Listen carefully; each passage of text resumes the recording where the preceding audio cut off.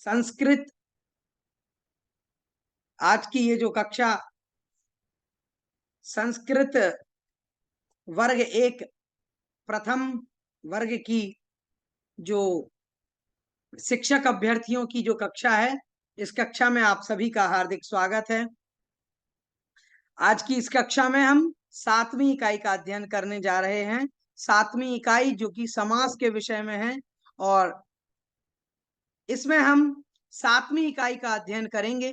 आप सभी संस्कृत प्रेमियों का हृदय से हम स्वागत करते हैं। आइए आज की इस कक्षा में प्रारंभ करते हैं 7वीं इकाई का अध्ययन, समास का अध्ययन।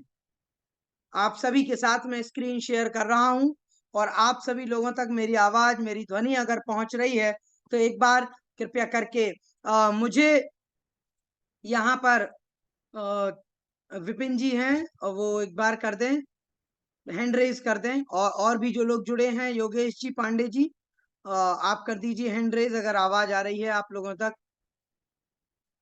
आज की जो कक्षा है हमारी 7वीं इकाई की जो कक्षा है, आज हम समास के विषय में पढ़ने जा रहे हैं। चलिए प्रारंभ करते हैं। विपिन जी ने कमेंट कर दिया है। देखिएगा, समास कहते किसे हैं, समास है क्या और समास को कैसे समझें। समास का विषय बड़ा जटिल है। समास का पूरा प्रकरण ही अगर हम पढ़ेंगे, कहने का तात्पर्य है कि यदि हम लघु सिद्धांत कौमुदी से या सिद्धांत कौमुदी से अध्ययन कर रहे हैं समास का, तो काफी समय लग सकता है। परंतु यहाँ पर एक नोट्स हम यहाँ पर लेकर के आए हैं और ये नोट्स वास्तविक रूप में आपको बहुत सरल और सटीक अध्ययन कराएंगे जो परीक्षा की दृष्टि से आवश्यक है। हम वो चीजें नहीं लेना चाहते जो परीक्षा में न पूछी जाएं, न उनका कोई प्रयोजन हो, और क्योंकि हमें परीक्षा की दृष्टि से अध्ययन करना है। आइए देख लेते हैं समास क्या कहलाता है। तो देखिएगा, समसनम समासः, अनेक पदानाम एक पदी भवनम समासः। अनेक पदों को जब एक पद में समाहित कर दिया जाता है उसको कहते हैं समास। संक्षिप्तीकरणम समासः, अनेकों, ये मैं परिभाषाएं बता रहा हूं आप लोगों के सामने, ये सारी परिभाषाएं हैं कि संक्षिप्त कर देना ये भी समास का कार्य है। समसनम समासः, संक्षिप्त रूप से उसको कह देना, इसका नाम समास है। इस प्रकार से ये सारी परिभाषाएं मिलती हैं समास के विषय में। अब आइए देखते हैं कि समास कितने प्रकार के हैं और उनके भेद कौन कौन से हैं। तो सबसे पहले यहाँ पर चार्ट आप स्क्रीन पर देख पा रहे होंगे। समास मुख्य रूप से 4 प्रकार के हैं। वैसे लघु सिद्धांत कौमुदी में 5 प्रकार के समास बताए गए हैं, परंतु यहाँ पर हम इनको 4 प्रकार से बता रहे हैं क्योंकि उसमें उन्होंने अव्ययी भाव, तत्पुरुष, कर्मधारय, द्विगु, बहुव्रीहि और द्वंद्व, इस प्रकार से उसके भेद किए हुए हैं 5। और अब देखिएगा कि यहाँ पर हम देख लेते हैं। सबसे पहला समास है अव्ययी भाव समास। उसके बाद आता है तत्पुरुष समास। तत्पुरुष समास के 2 प्रकार के भेद होते हैं। पहला कर्मधारय, और कर्मधारय का ही एक भेद है द्विगु, और दूसरा होता है नए समास। तो कुल मिलाकर के नए और कर्मधारय ये 2 मुख्य भेद बन जाते हैं तत्पुरुष के। इसके बाद आता है बहुव्रीहि समास, फिर आता है द्वंद्व समास। तो ये 5 प्रकार के समास यहाँ पर बन जाते हैं। लघु सिद्धांत कौमुदी में 5 प्रकार के उन्होंने समास माने हैं। अव्ययी भाव, तत्पुरुष, कर्मधारय, बहुव्रीहि और द्वंद्व। द्विगु उन्होंने भिन्न रूप से नहीं माना है और 5 प्रकार के समास माने गए हैं। अब देख लीजिएगा कि इन समासों में जो समास हैं इनकी परिभाषाएं क्या हैं, इनको हम कैसे समझें। तो सबसे पहले देखिएगा अव्ययी भाव। अव्ययी भाव समास क्या कहता है, इसका काम क्या है, ये सभी जो जितने भी पद होते हैं उनमें अव्ययी भाव कर देता है, मतलब उनको अव्यय के रूप में परिवर्तित कर देता है। जब अव्यय के रूप में परिवर्तित कर देता है, एक पूरे समस्त पद जो समास होकर के बनता है उसको अव्यय बना देता है, इसलिए इसको जो है अव्ययी भाव समास कहते हैं। इसमें पूर्व पद प्रधान होता है। देखिएगा, प्रायः पूर्व पद प्रधान अव्ययी भाव, प्रायः कर पूर्व पद प्रधान होता है अव्ययी भाव समास में। उसके बाद देखिए तत्पुरुष समास क्या कहता है, प्रायः उत्तर पद प्रधान तत्पुरुषः। प्रायः कर उत्तर पद की प्रधानता, माने बाद वाले पद की प्रधानता जिसमें होती है वो तत्पुरुष होता है। इसके बाद अन्य पद प्रधान बहुव्रीहि, कि जिसमें अन्य पद की प्रधानता होती है, ना पूर्व पद की होती है ना उत्तर पद की होती है। इसके बाद द्वंद्व समास कहलाता है। उभय पद प्रधान द्वंद्व, जो उभय पद यानी कि दोनों पदों की जहां पर प्रधानता हो वो द्वंद्व समास है। कर्मधारय समास क्या होता है? उपमानोपमेय कर्मधारय, इसमें उपमान और उपमेय के रूप में जो है ये कर्मधारय समास बनता है। और उसके बाद आता है द्विगु समास। द्विगु समास क्या है? तो कहते हैं संख्या पूर्वो द्विगु, भाई संख्या जिसके पूर्व में होती है ऐसा कर्मधारय को द्विगु कह दिया जाता है। तो इस प्रकार से ये हमने ये समास देखा। अब देखिए नए समास क्या होता है? निषेधार्थ बोधक नए, भाई जो निषेध अर्थ का बोधन कराता है कि ये निषेध कर देता है उसको कहते हैं नए समास। मध्यम पद का यहाँ पर लोप हो जाता है, मध्यम पद से लोपः इति मध्यम पद लोपी समासः। इस प्रकार से इन समासों को हमने देख लिया है। अब क्रमशः एक बार इनको हम पढ़ लेते हैं। इनकी बहुत संक्षिप्त रूप से परिभाषा और बहुत शॉर्ट तरीके से ये जो नोट्स हैं इनमें आपको बताई गई है। आपको अधिक कहना चाहिए परिश्रम की भी आवश्यकता नहीं पड़ेगी और साथ ही साथ में अधिक आपको अध्ययन भी नहीं करना पड़ेगा, कम परिश्रम में, और आपको अधिक सामग्री परीक्षा की दृष्टि से इस नोट्स में मिलेगी। हम आपको ग्रुप पर ये प्रोवाइड करने वाले हैं, तो आपको ये जो है वीडियो भी आपके लिए बहुत कारगर होगी और आप इस नोट्स को भी पढ़िए। पूर्व पद प्रधानो अव्ययी भावा, भाई पूर्व पदार्थ की यहाँ पर प्रधानता है वो अव्ययी भाव है। अब इसमें क्या है कि दो पद होते हैं, पहला पद अव्यय है, दूसरा सुबंत होता है। अब अव्यय पद जो है ना, क्योंकि इसका नाम है अव्ययी भाव, तो अव्ययी भाव है इसीलिए यहाँ पर पूर्व पद जो अव्यय है उसकी प्रधानता होगी। तो इस प्रकार से, और जब समासे सति पदद्वयमपि अव्ययम भवति, और समास हो जाने पर दोनों पद, मतलब जो एक सुबंत है अव्यय नहीं है वो भी अव्यय बन जाता है। तो इस प्रकार से अव्ययी भाव समास में एक अव्यय दूसरे सुबंत के साथ मिलकर, एक अव्यय है एक सुबंत है, दोनों मिलते हैं तो अव्यय क्या करता है? सुबंत को अव्यय रूप परिणमित कर लेता है, इसी का नाम अव्ययी भाव। अब देख लीजिए ये किन किन अर्थों में होता है। ये इसका एक बहुत प्रसिद्ध सूत्र भी है, आप सभी को याद होगा, बड़ा सा एक दीर्घ सूत्र है, तो इसको आप याद कर लीजिए। अव्ययम विभक्ति समीप समृद्धि व्यत्यर्था भावात्यया संप्रति, हाँ, शब्द प्रादुर्भाव पश्चात यथानुपूर्व योग पद्य सादृश्य संपत्तौ साकल्यांत वचनेषु, इस प्रकार से एक सूत्र आया है। उसमें संपूर्ण रूप से अव्ययी भाव को उन्होंने विश्लेषित कर दिया है। अब देख लेते हैं कि अव्ययी भाव किस प्रकार से कार्य करता है। देखिए अब अधि अव्यय है, विभक्ति के अर्थ में आता है, सप्तमी विभक्ति के अर्थ में प्रयोग होता है। जैसे इसका विग्रह वाक्य बनेगा हरऊ इति, और समस्त पद बन जाएगा अधिहरि। ऐसे ही उपगंगम, गंगाया समीपम, तो यहाँ पर उप जो है वो समीप अर्थ में कार्य करेगा। अव्ययम विभक्ति समीप, समीप अर्थ में कार्य कर रहा है। आगे देखिएगा कि समृद्धि अर्थ में क्या काम करेगा, तो एक इसका प्रसिद्ध उदाहरण है सुमद्रम। सुमद्रम अर्थात मद्राणाम समृद्धि, मद्रों की समृद्धि को दिखाने वाला होता है, और इसमें सु जो है अव्यय है, इस प्रकार से ये अव्ययी भाव समास है। ऐसे ही दुर्यवनम, दुर्यवनम में देखिए यवनानाम व्यर्थी, तो ये जो है दुर जो है यहाँ पर अव्यय है। ऐसे ही निर्विघ्नम, विघ्नानाम अभावः, ये अभाव अर्थ में है। अतिबाधम, बाधाया अत्यय, अत्यय अर्थ में है ये। अतिक्रोधम, क्रोधः संप्रति न युज्यते, अर्थात अभी वर्तमान काल में क्रोध ठीक नहीं है। अतिक्रोधम, यहाँ पर अति माने ज्यादा क्रोध नहीं है, अतिक्रोधम मतलब है कि भैया अब क्रोध ठीक नहीं है, अब यहाँ पर ठीक नहीं लग रहा है।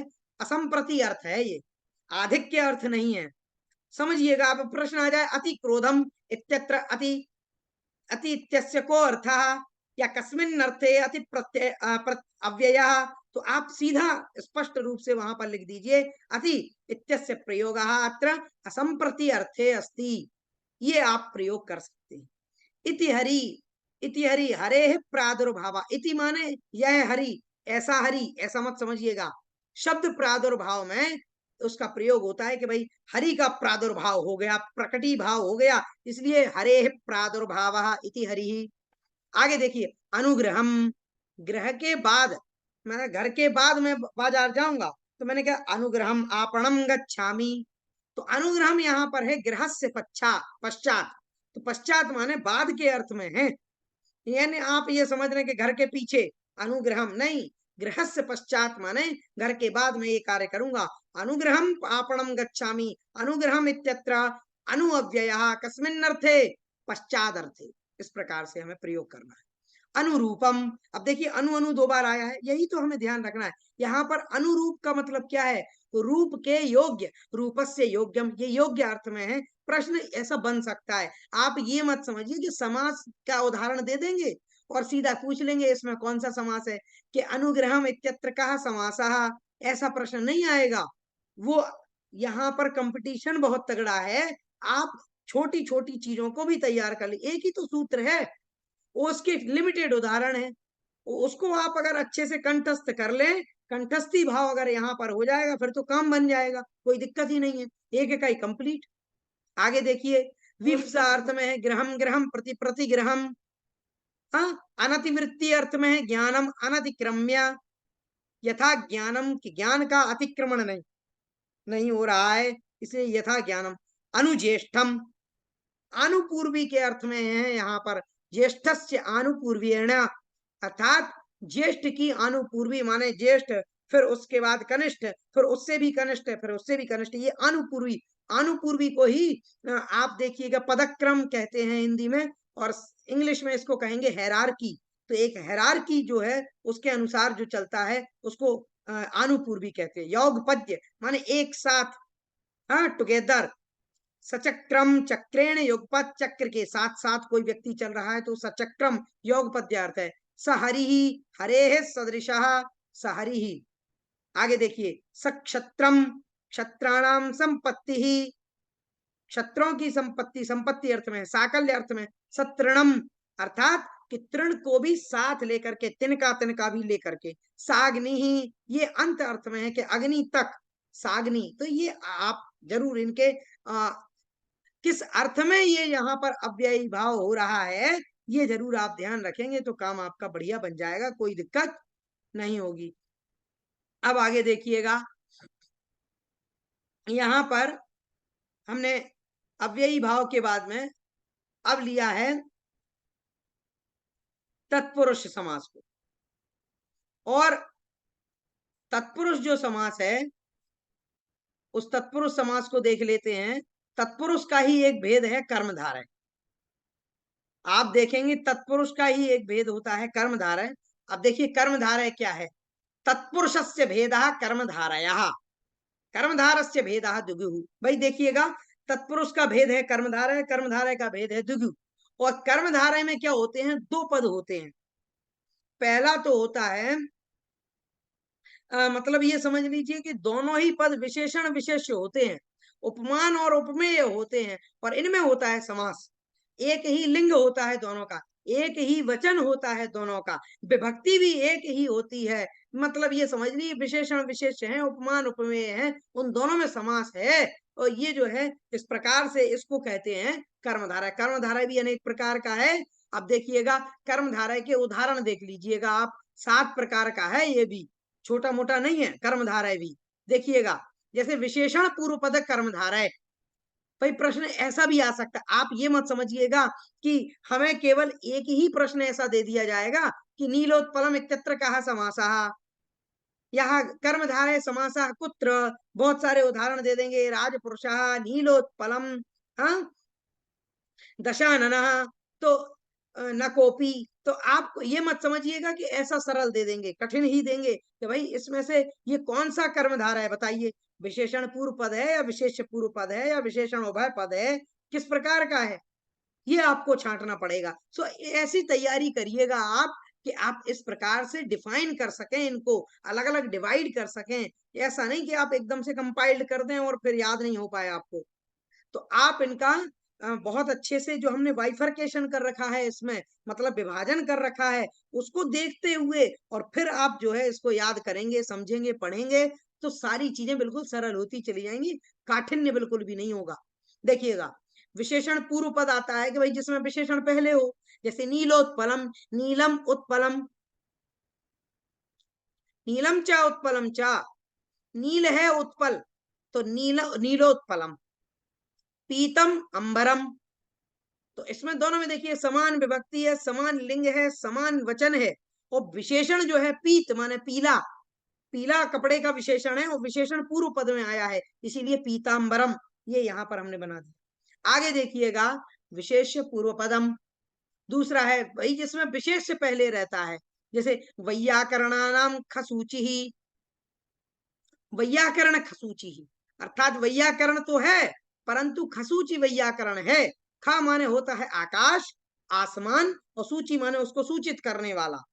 भाई किसी ने पूछा कि बताइए भाई इसमें कौन सा समास है, इसमें कौन सा प्रत्यय है, इसमें कौन सा अव्यय है, इसमें कौन सी धातु है, इसका प्रकृति प्रत्यय क्या है, तो उस समय न बताते हुए केवल क्या करना, अरे भैया ये तो याद नहीं आ रहा, अब पता नहीं ये क्या होगा। आसमान की ओर जो देखें, कभी कभी हम बच्चों को जब पढ़ाते हैं, आपने भी कई लोगों को जब पढ़ाया होगा, या हम भी बचपन में जब पढ़ते थे तो नहीं आता था तो पंखे की तरफ देखने लगते थे ऊपर, क्यों? तो मास्टर जी पूछते भैया ऊपर क्या देख रहे हो, क्या पंखे पे लिखा हुआ है, छत पे लिखा हुआ है? तो वही बात यहाँ पर है कि जब किसी वैयाकरण से पूछा जाए कि भैया इसमें प्रत्यय क्या है, सूत्र क्या है, अव्यय क्या है, धातु क्या है, प्रकृति प्रत्यय क्या है, और वो नहीं बता पाए, तो फिर उसको कहेंगे वैयाकरणा नाम खसूची ही, ये तो खसूची वैयाकरण है। मतलब कि जैसे ही पूछते हैं तो आसमान की तरफ देखने लगता है। इस प्रकार से ये जो है विशेष पूर्व पद, इसमें विशेष जो है वो पूर्व पद में आ जाएगा। विशेष तो वैयाकरण है, और विशेषण है उसका खसूची, कि आसमान की ओर सूचित करने वाला है, आसमान की ओर सूचित करने वाला वैयाकरण है, उसको वैयाकरण खसूची कहेंगे। अब देखिए कि विशेषण उभय पदम, भाई दोनों में ही विशेषण हो जाए, मतलब पूर्व पद भी उत्तर पद भी, उभयत्र यदि विशेषण का ही प्रयोग हो ऐसा कर्मधारय होता है, उसको कहते हैं विशेषण उभय पदम। कैसे? पूर्वम स्नातः पश्चादनुलिप्तः स्नातानुलिप्तः, पूर्वम स्नातः स्नानं कृतवान् एषः, नाम स्नानं कृतः स्नातः अयम, तो वो पहले स्नान कर लिया, पश्चात अनुलिप्तः बाद में फिर तैल आदि का मर्दन कर लिया, उससे लिप्त हो गया, या जो है अनेक प्रकार की चीजों से अनुलिप्त हो गया, मान लीजिए ओबटन आदि लगाया स्नान के बाद, या और भी कई चीजें श्रृंगार के चंदन आदि का लेप कर लिया, तो कहते हैं पूर्वम स्नातः पश्चात अनुलिप्तः स्नातानुलिप्तः। तो इसमें स्नात भी क्या है उसका, स्नात भी विशेषण है और अनुलिप्त भी विशेषण है। भाई जलेन स्नातः अनंतरम चंदनेन अनुलिप्तः, तो यहाँ पर दोनों ही विशेषण हो गए, और दोनों विशेषण होने के कारण से वो कहते हैं कि यहाँ पर विशेषण उभय पद कर्मधारय समास हो। फिर कहते हैं उपमान पूर्व पदम, भाई उपमान जिसमें पूर्व में आ जाए, उपमान पहले आ जाए, उपमान और उपमेय आप जानते ही होंगे, मैं बताऊंगा तो ये तो आपकी ही जो है तौहीन हो जाएगी। कहने का तात्पर्य है कि आप सभी जानते होंगे कि उपमान क्या होता है। भाई कहना चाहिए कि जिससे उपमा की जाती है, जिससे उपमा की जाती है वो है उपमेय, सॉरी, जिससे उपमा की जाती है वो होता है उपमान, और जिसकी उपमा की जाती है वो होता है उपमेय। जो उपमा के योग्य है, मान लीजिए मुख की उपमा कर रहे हैं नायिका के कि वो चंद्रमुखी है, तो चंद्रमा के समान उसका मुख हो गया, तो यहाँ पर चंद्रमा उपमान है और मुख जो है वो उपमेय है। यहाँ पर कहते हैं उपमान पूर्व पदम, अर्थात कि उपमान पूर्व में आ जाए, मतलब जिससे उपमा कर रहे हैं वो पहले आ जाए। जैसे घन श्यामः, घन इव श्यामः, भाई घन माने बादलों की तरह काला काला कोई व्यक्ति आ गया, हमने कहा भैया ये तो घनश्याम जी आए हैं। घनश्याम जी का मतलब भैया ये तो बादलों की तरह काले हैं, जैसे काले बादल होते हैं, तो घन इव श्यामः इति घन श्यामा, यहाँ पर उपमान पूर्व में प्रयोग किया है, इसलिए उपमान पूर्व। कर्पूर इव गौरः, हाँ, कर्पूर गौरः, अर्थात कर्पूर जैसे कपूर होता है सफेद सफेद एकदम गोरा सफेद, तो वैसे ही भक्त गोरा जो है वो उसको कहेंगे कर्पूर गौरः, कपूर की तरह गोरा है। आगे देखिएगा, पांचवा जो है कर्मधारय आता है उपमानोत्तर पदम, कि उपमान जो है पूर्व में नहीं आएगा, उपमान आएगा उत्तर में। कैसे? देखिएगा, पुरुष व्याघ्र, अब कोई व्यक्ति जो है शेर की तरह जो है बहादुर है, व्याघ्र चीते की तरह फुर्तीला है, तो हमने कहा पुरुष व्याघ्रः, एषः पुरुष व्याघ्रः, अर्थात ये पुरुष जो है वो व्याघ्र की तरह है, चीते की तरह है। हाँ, तो इस प्रकार से अगर कहा जाए पुरुष व्याघ्रः, पुरुषः व्याघ्र इव, व्याघ्र की तरह ये पुरुष है, मतलब व्याघ्र की तरह ये फुर्तीला है। तो इस प्रकार से कर इव किसलयः, किसलय की तरह कोमल जो है आपके हाथ हैं, तो यहाँ पर किसलय उपमान है, उसका बाद में प्रयोग किया है, इसीलिए इसको यहाँ पर प्रयोग किया है। छठवां देख लीजिए, संभावना पूर्व पदम।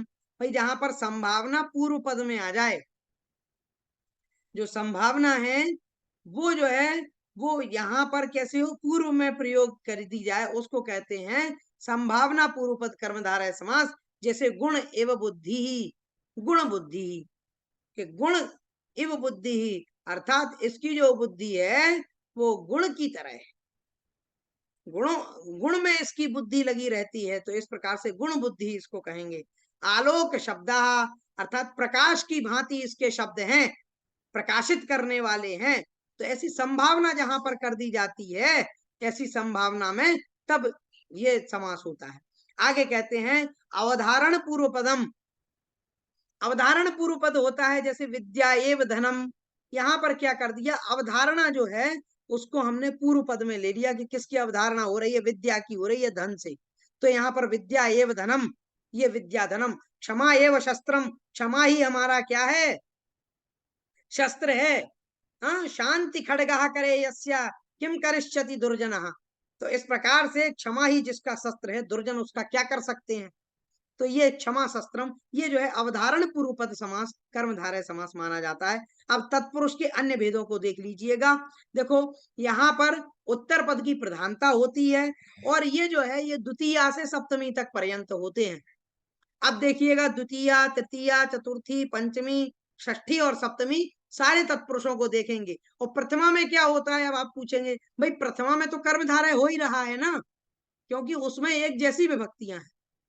अब आगे देख लेते हैं, तो देखिएगा अपन आगे कहते हैं, देखिएगा द्वितीया से आरंभ हो रहा है।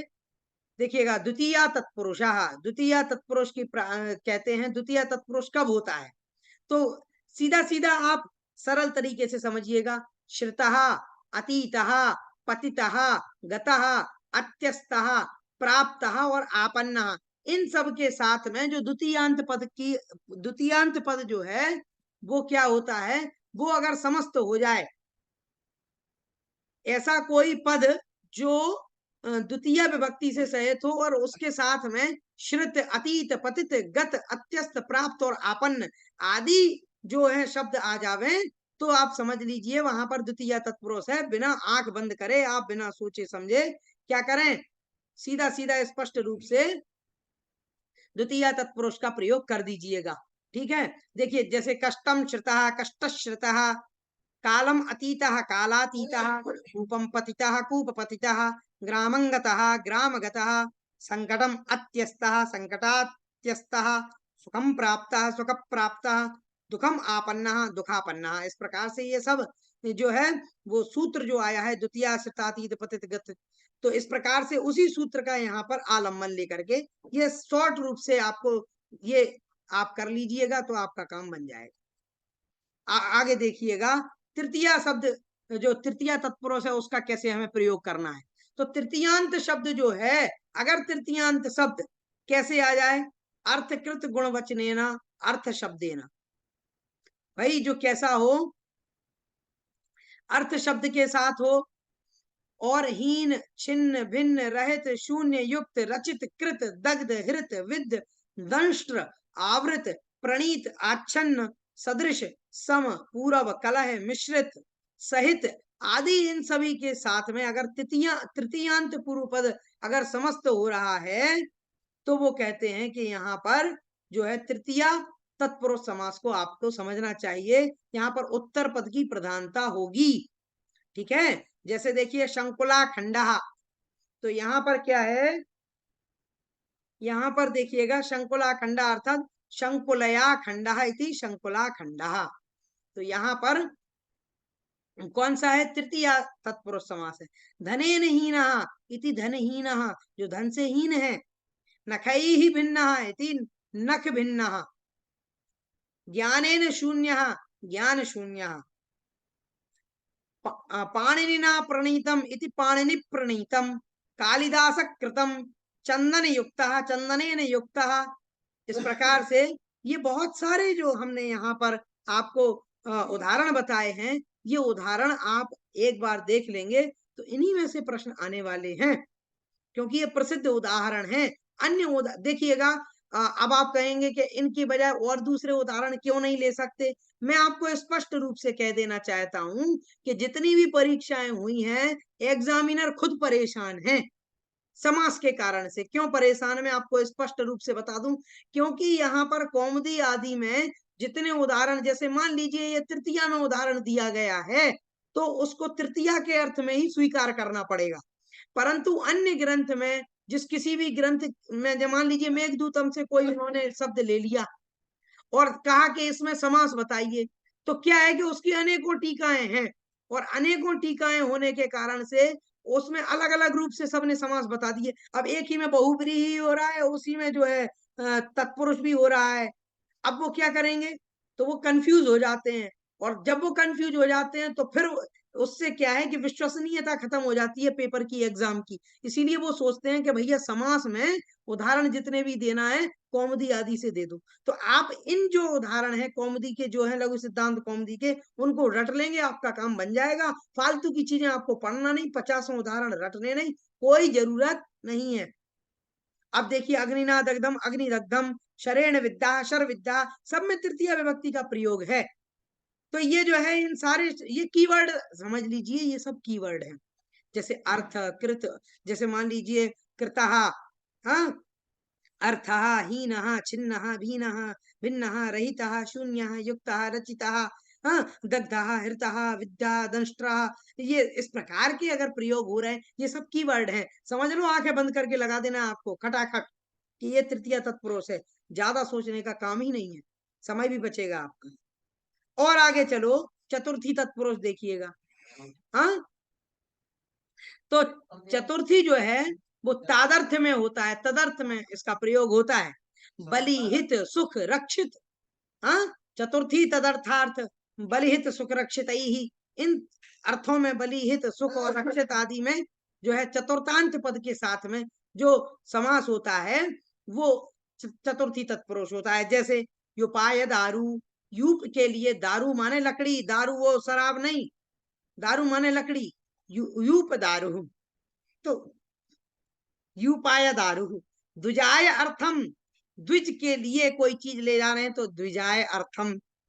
काकाय बलि, काक माने कौए के लिए बलि, बलि अर्थात हमारे यहाँ पर जो है मध्य प्रदेश में वो ऐसी परंपरा है, पूरे भारत में ही है, भोजन के पहले कुछ जो है पितरों के लिए या इस प्रकार से जो है थोड़ा सा भोजन छोड़ दिया जाता है कौए आदि के लिए, उसको बलि कहते हैं। बलि माने वो मार काट वाली बलि मत समझिएगा। गो रक्षितम, गोभ्या रक्षितम, गायों के लिए हमने रक्षित किया है, बचा करके कोई चीज रखी है उसको हमने कह दिया गो रक्षितम। राष्ट्राय हितम, राष्ट्र के हित के लिए तो राष्ट्र हितम। पितृ सुखम, पिता के सुख के लिए कोई कार्य कर रहे हैं तो पितृ सुखम। अब देखिए पंचमी तत्पुरुष, पंचमी भये ना, भाई जहां आपको भय लगे, डर लगे, कंपायमान हो जाए, समझ लीजिए वहां पर तत्पुरुष समास है। हाँ, और आगे भी होता है अनेक अर्थों में, जैसे यहाँ पर आगत में, पतित में, मुक्त में, अपेत में, भ्रष्ट में, निर्गत में, च्युत में, इन सब में भी प्रयोग होता है। चौरात भयम, चोर से डर है, चौर भयम। ग्रामाद आगतः, वृक्षात पतितः, वृक्ष पतितः, धर्माच्युतः, धर्मच्युतः, रोगाद मुक्तः, रोग मुक्तः, सुखा अपेतः, सुखापेतः, राज्याद भ्रष्टः, राज्य भ्रष्टः, गृहाद निर्गतः, गृह निर्गतः। इस प्रकार से ये पंचमी तत्पुरुष के उदाहरण बन जाते हैं। अब आता है षष्ठी तत्पुरुष, शेषे षष्ठी। षष्ठी शेषे सूत्र जो है वो कहता है भैया ये जो है, ये षष्ठी विभक्ति जो शेष अर्थ में होती है, ये क्या करती है? स्वस्वामी भाव को दिखाती है, कौन किसका स्वामी है। और स्वामी के अर्थ में जब कोई किसी का स्वामी बन जाए, कोई किसी का मान लीजिए संबंध स्थापित हो जाता है तो उसको षष्ठी तत्पुरुष का प्रयोग करते हैं। तो ये स्वस्वामी भाव वाचक होता है और ऐसे षष्ट्यंत पद के साथ में जो है, जो स्वस्वामी भाव का वाचक है उसके साथ में सुबंत पद का समास होता है। इसी को जो है इन्होंने षष्ट्यंत पद समास कहा है, इसी को षष्ठी तत्पुरुष कहा है। प्रसिद्ध उदाहरण है इसका राज्ञः पुरुषः राजपुरुषः, राजा का पुरुष राजपुरुष, ब्राह्मणस्य पुत्रः ब्राह्मण पुत्रः, सर्वेषाम् उदयः सर्वोदयः, गंगायाः जलम गंगा जलम, गवाम शाला गौशाला, देशस्य रक्षा देश रक्षा। ये सारे तत्पुरुष होने वाले हैं। अब देखिए सप्तमी शौंडई ही एक सूत्र है, उससे जो है सप्तमी तत्पुरुष के बारे में कहते हैं कि शौंड धूर्त कितव प्रवीण संवीत पटु पंडित कुशल निपुण सिद्ध शुष्क पक्व, इन आदि सुबंत यदि हो तो उसका जो है सप्तम्यंत पद के साथ में समास हो जाता है, वो वहीं पर सप्तमी तत्पुरुष समास होता है। कैसे? जैसे दाने शौंडा, तो दान शौंडा, द्यूते कितवः द्यूत कितवः, भाई वो जुए आदि में जो है छल कर रहा है तो द्यूत कितवः, क्रियायाम धूर्तः क्रिया धूर्तः, भाई क्रिया करने में कार्य करने में कर्म कांड में धूर्त है ये तो, धर्मे प्रवीणः तो धर्म प्रवीण, ये कीवर्ड हैं, आपको फालतू की चीजें याद नहीं करनी। शौंड धूर्त कितव प्रवीण संवीत पटु पंडित कुशल निपुण सिद्ध शुष्क पक्व, इन सब कीवर्ड को आप याद कर लीजिए, आपका सप्तमी तत्पुरुष निपट गया। आपको ज्यादा चिंता ही नहीं करनी, कीवर्ड याद है, कहीं पर भी प्रवीण आ गया सीधा खटाखट सप्तमी तत्पुरुष पे क्लिक कर दो, क्योंकि ऑनलाइन है ना तो क्लिक करना है, गोला गोला नहीं करना है इसमें। कार्य कुशलः व्यवहारे पटुः योगे सिद्धा स्थाल्यम पक्वा स्थाली पक्वा, आतपे शुष्कः आतप शुष्का, ये आप जरूर देखिए। अब आप कहेंगे भैया नए समास तो है ही नहीं हमारे में, तो मैं आपसे निवेदन करूंगा नए समास तत्पुरुष का ही भेद है। तो मेरे प्यारे अभ्यर्थियों संस्कृत प्रेमियों, ये मत भूल जाना कि नए समास को छोड़ दो, हाँ मध्यम पद लोपी समास को छोड़ दो, या अन्य समास जो है भैया उनको छोड़ दो। क्यों? क्योंकि वो आने ही नहीं है। ऐसा मत कर देना, नहीं तो फिर क्या है कि जब आप ऐसा छोड़ दोगे और फिर वही पेपर में आ जाएगा। तो देखिए नए समास निषेध का प्रयोग करता है, ना और अन और आ का प्रयोग प्रारंभ में होगा, समझ लीजिए ये जो है ये नए समास है। जैसे शांति नहीं है, न शांति ही अशांति, न शक्तम अशक्तम, न समर्था असमर्था, न लौकिकम अलौकिकम, न आदि अनादि, अब अन का प्रयोग देखो, न ईश्वर अनीश्वर, न एकधा अनेकधा, न आकृति अनाकृति, न अंतः अनंतः, ये सब प्रयोग जितने भी हैं ये सब नए समास के प्रयोग। क्लियर है ना? अब तो कोई डाउट होगा ही नहीं इसमें, क्योंकि बहुत सरल है। अब देखो मध्यम पद लोपी क्या होता है, ये तत्पुरुष का ही भेद है, लेकिन क्या है ये क्या करता है कि जिन जिन पदों में समास होता है ये क्या करता है, बीच वाले को खा जाता है। मध्यम पद का लोप कर दे, सीधा सीधा स्पष्ट है, मध्यम पद का लोप कर देता है, आगे पीछे के पदों को बचाए रखता है, उसको कह देते हैं मध्यम पदलोपी समासा। जैसे यहाँ पर देव पूजक ब्राह्मण, भाई देवों की पूजा करने वाला ब्राह्मण है उसको कहते हैं देव ब्राह्मण। देव ब्राह्मणा क्यों कहा? भाई इसमें हमने समास कर दिया, पूजक को हटा दिया, मध्यम पद का लोप कर दिया, तो देव पूजक ब्राह्मणा इति देव ब्राह्मणा, शाक प्रिय पार्थिव इति शाक पार्थिव। भाई इस प्रकार से कोई शाक प्रिय पार्थिव, तो प्रिय को हमने हटा दिया, तो अगर कोई ऐसा उदाहरण आ जाए शाक पार्थिवा देव ब्राह्मणा, सीधा सीधा है मध्यम पदलोपी समास। प्रादि समास में क्या होता है, जब प्रादि उपसर्गों का समास हो गए तब उसको प्रादि समास कहते हैं। इसके एक दो उदाहरण हैं, आप अच्छे से रट लो, और ज्यादा आपको चिंता नहीं करनी है, कोई और उदाहरण इससे पूछे नहीं जाते। जैसे प्रकृष्टा आचार्य प्राचार्य, अतिक्रांत रथम अतिरथा, रथ को अतिक्रांत कर लिया है तो अतिरथा कह दिया, सिंपल है, ज्यादा कठिन नहीं। अब देखो कर्मधारय क्या है, जब कर्मधारय समास में जब प्रथम पद अगर संख्यावाची हो जाता है तो उसको द्विगु कह देते हैं, इसीलिए कहते हैं संख्या पूर्व दिगु, माने पूर्व में जो प्रथम पद है वो संख्यावाचक अगर आ जाए तो उसको दिगु कह देते हैं।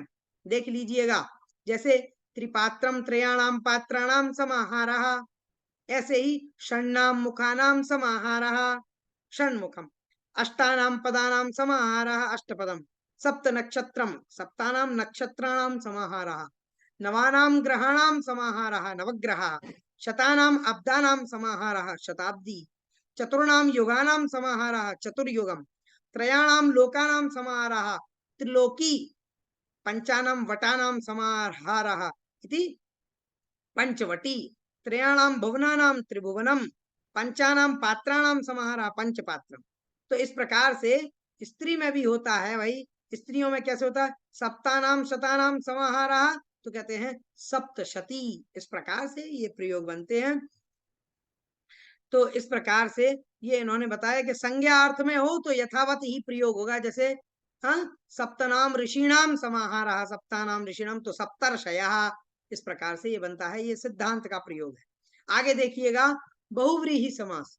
अब बहुव्रीहि समास क्या होता है, अन्य पद प्रधान होता है भाई, जहां पर दोनों पद की प्रधानता नहीं है, दूसरे और तीसरे किसी और पद की प्रधानता है, उसको कहते हैं पीतांबर।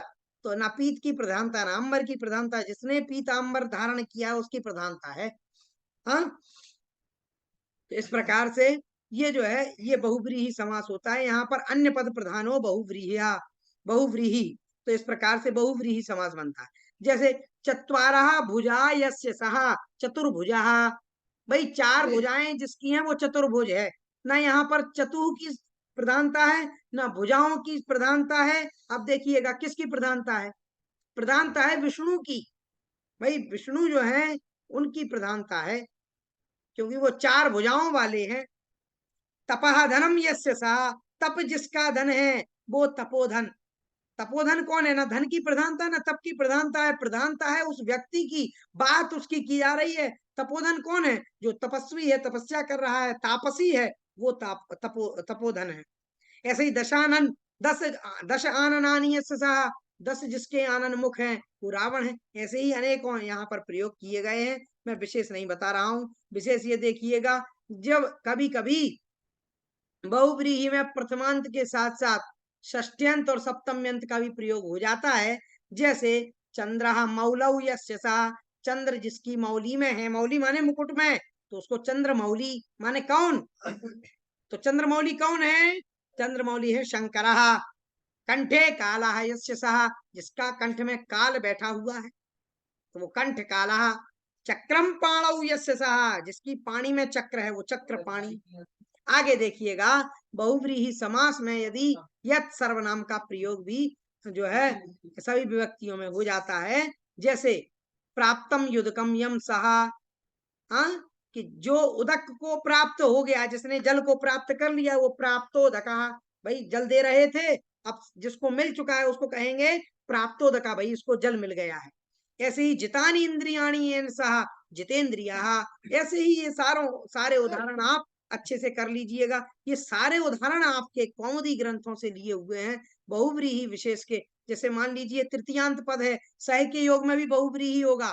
हाँ, जनकेन सह वर्तमानः सजन कहा, भार्यया सह वर्तमानः सभार्यः। हाँ, प्रायः में भी हो जाएगा, कभी कभी उपसर्ग में भी हो जाएगा। जैसे प्रायः उपसर्ग में भी होगा। कैसे, जैसे निर्गताः जनाः यस्मात् तत् निर्जनम वनम, जहां से लोग निकल गए वो निर्जन हो जाएगा। द्वंद्व समास क्या होता। और आज हमें जो पढ़ना है वो पढ़ना है द्वंद्व समास। और हम आज से प्रारंभ करते हैं द्वंद्व समास। देखिए समास की परिभाषा आपको बताई गई थी, समसनम समासः, अनेक पदानाम एक पदी भवनम समासः, अर्थात अनेक पदों का एक पद में हो जाना वह समास कहलाता है। ये आपको परिभाषा जब समास पढ़ाया गया था तब बताई गई थी। और हमने समास के भेद भी देखे थे पाठ्यक्रम के अनुसार, अव्ययी भाव, तत्पुरुष, बहुव्रीहि, द्वंद और द्विगु ये देख लिए थे। कर्मधारय भी देख लिया था, जबकि वो तत्पुरुष का ही भेद है। आज हमें द्वंद्व समास पढ़ना है। द्वंद्व समास कहाँ कहाँ होता है तो देखना है। सबसे पहले द्वंद्व समास के वैसे तो 3 भेद होते हैं, समाहार द्वंद्व, समाहार द्वंद्व, एक शेष द्वंद्व और चले देखते हैं समास के बारे में। द्वंद्व समास सर्वप्रथम पढ़ते हैं अपन। समुच्चयार्थक च अव्यय से युक्त पदों में द्वंद्व समास होता है। ये 4 प्रकार का होता है। देखें इन्होंने दिए हैं भी, समुच्चयार्थक अर्थात ईश्वरम गुरुम च मंत्र सर्वस्व, अर्थात ईश्वर भी है, गुरु भी है और मंत्र भी है। तो ये सारा समुच्चय का बोध करा रहा है। तो इस प्रकार से ये समुच्चयार्थक द्वंद्व समास कहलाएगा। और दूसरा है अनवाच्य अनवाच्यार्थक, अर्थात भिक्षामट गामनाय गामानय, अर्थात भिक्षा के लिए गमन करना। फिर उसके बाद है इतरेतर द्वंद्व, धव खदिरऊ छिंदी, और अंत है समाहार द्वंद्व, रामश्च लक्ष्मणश्च राम लक्ष्मणऊ, अर्थात यहाँ पर दो का बोध, समाहार का बोध हो रहा है, राम और लक्ष्मण, इसीलिए द्वितीया का प्रयोग हुआ राम लक्ष्मणऊ। अब देखें द्वंद्व समास के और उदाहरण। द्वंद्व समास के और उदाहरण है राम लक्ष्मणश्च भरतश्च इति, अर्थात राम लक्ष्मण भरतः। देखें वहां पे राम लक्ष्मण में क्या हुआ था, दो का प्रयोग हुआ था, राम और लक्ष्मण का, इसीलिए विभक्ति लगी थी द्वितीया एक वचन, द्वितीया प्रथमा द्विवचन लगी थी, राम च लक्ष्मण लक्ष्मण च राम लक्ष्मण, और यहाँ पे लगा है रामश्च लक्ष्मणश्च भरतश्च इति, तो राम लक्ष्मण भरतः, ये तीन होगा यहाँ पे, इसीलिए प्रथमा बहुवचन लगी। जैसे देखो कृष्णश्च अर्जुनश्च कृष्णार्जुनौ, धर्मः च अर्थश्च कामश्च धर्मार्थ कामः, आहारश्च निद्रा च भयं च आहार निद्रा भयम, बाक च त्वक च, अर्थात वाणी भी और त्वचा भी, तो बाक त्वचम, अजश्च च अजा च, ये कौन सा समास हो गया, अजौ, एक शेष द्वंद्व हो गया यहाँ पर, कौन सा द्वंद्व हो गया, एक शेष द्वंद्व समास हो गया। माता चा पिता चा पितरऊ, ये एक शेष द्वंद्व हो गया आपका। और फिर देखो ब्राह्मणी चा ब्राह्मणश्च ब्राह्मणऊ, एक शेष द्वंद्व का मतलब होता है जहां पर दो पद मिलकर के मात्र एक पद ही रह जाए, वो कहलाता है एक शेष द्वंद्व। ये आप लोगों को ध्यान रखना है। जैसे आप पढ़ते हो रघुवंश का मंगलाचरण, बागल था विव संप्रक्तौ बागल था प्रतिपत्तये जगतः पितरौ वंदे पार्वती परमेश्वरौ, तो यहाँ पर क्या है, जगतः पितरौ वंदे, जगत के पिता को नमन हो, कौन है वो, पार्वती और परमेश्वर। इस प्रकार से वहां पर पितरौ से किसका बोध हो रहा है, पार्वती का और शंकर का। इस प्रकार से समासांत पदों का प्रयोग काव्यों में आपको देखने को मिलेगा।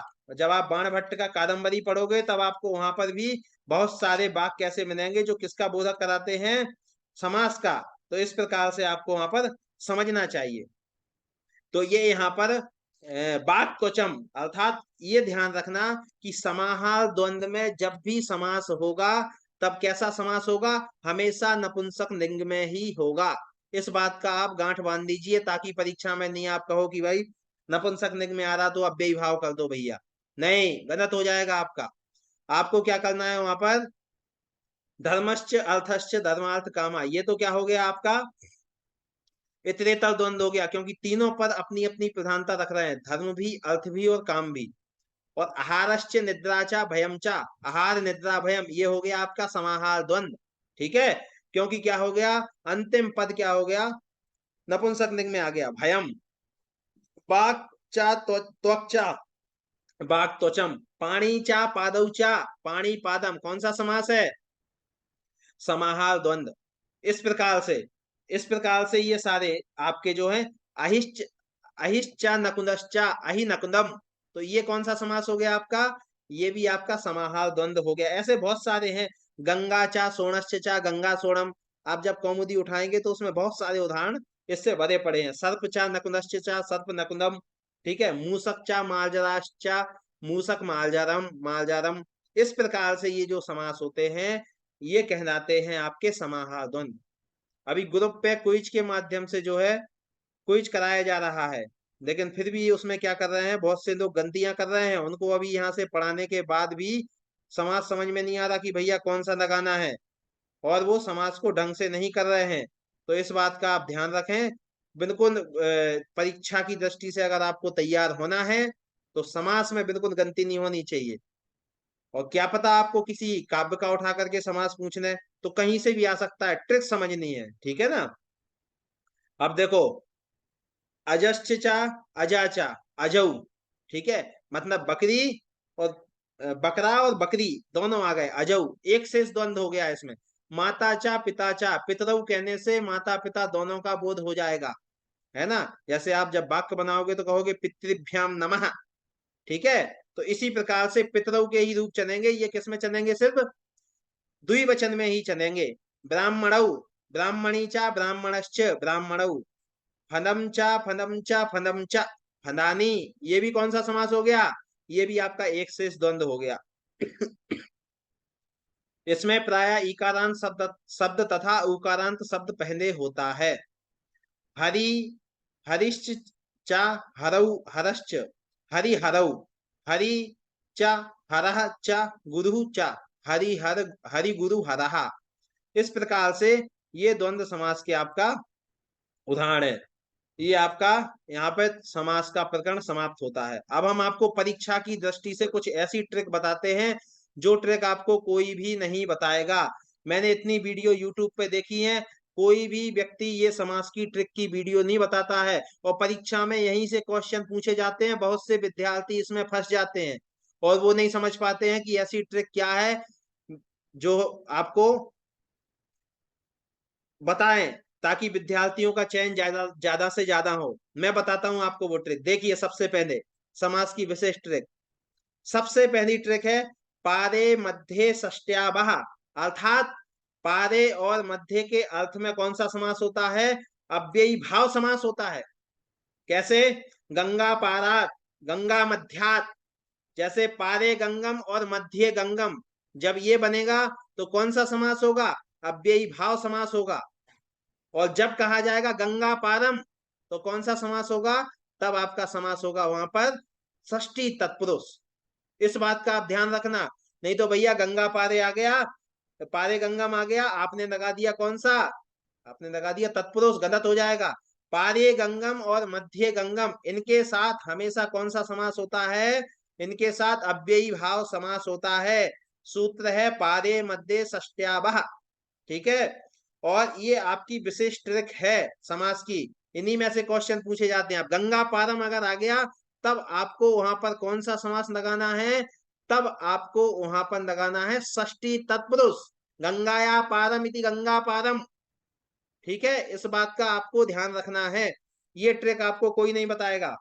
और दूसरा, द्विमुनि, त्रिमुनि, इनके साथ कौन सा समास होता है, इनके साथ अव्ययी भाव समास होता है। सूत्र है संख्या वंशेन, अर्थात जहां से वंश परंपरा की बात आती है, वंश की चर्चा चलती है, तो वहां पर जो कौन सा समास होता है, वहां पर होता है आपका अव्ययी भाव समास। द्विमुनि, त्रिमुनि, इसमें कौन सा समास है, अव्ययी भाव समास है। ये आपकी समास की विशेष ट्रिक है, इनको आप भूलना नहीं, लिख लेना। सूत्र है संख्या वंशेन।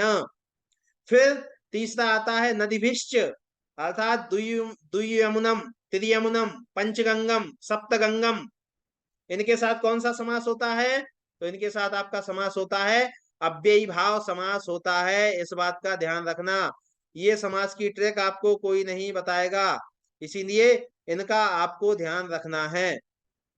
तो इस प्रकार से ये समास के विशेष नियम है। नहीं तो द्विमुनि में आप कर दो भैया संख्या पूर्वो दिगु, पहले संख्या आ रही है भैया, द्विमुनि, तो आपने कर दिया कौन सा, लो भैया। तो ऐसे काम नहीं चलेगा, फिर आप पीछे रह जाएंगे कंपटीशन से। इसीलिए अगर आपको सही में कंपटीशन के क्षेत्र में आगे बढ़ना है और अपना जो है चयन कराना है परीक्षा में, तो ये छोटी छोटी ट्रिक आपको याद करनी होंगी, रटनी होंगी, जैसे भी आप कर सको उनको वैसे आपको तैयार करना है। तो ये आप ध्यान रखना, सबसे पहला पारे गंगम और मध्य गंगम, इनमें कौन सा समास है, अव्ययी भाव समास है। और गंगा पारम, इसमें षष्ठी तत्पुरुष समास है, इस बात का ध्यान रखना। फिर क्या है, इसके बाद आपका मैंने बताया संख्या वंशेन, द्विमुनि, त्रिमुनि, इत्यत्र कः समासः, इत्यत्र अव्ययी भाव समासः, ठीक है। उसके बाद नदीभिश्च, द्वियमुनम, त्रियमुनम, पंचगंगम, इत्यत्र कः समासः, अव्ययी भाव समासः। इस प्रकार से आपको ये समास की ट्रिक याद रखनी है। तो ये कुल मिलाकर के आपका समास का प्रकरण अभी समाप्त होता है।